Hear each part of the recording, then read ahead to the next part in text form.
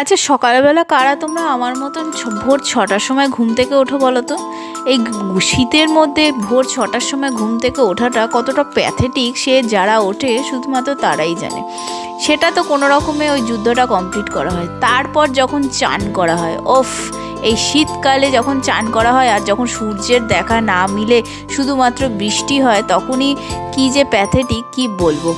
যাই হোক, কোনো রকমে কাভার করে ভাত নিয়ে বসলাম। আজকের মেনুতে ছিল ভাত, লাউয়ের তরকারি আর পার্শে মাছের ঝাল, আর যেটা ছাড়া আমার খাওয়াটা ইনকমপ্লিট সেটা হচ্ছে গন্ধরাজ লেবু।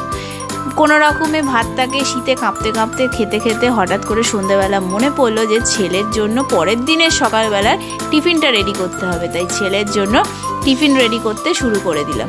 সবার আবদার কমপ্লিট করে রাত্রেবেলার ডিনার কমপ্লিট করে জোয়ানের জল নিয়ে বসে গেলাম, আর আজকের দিনটা এইভাবেই কাঁপতে কাঁপতে কাটালাম।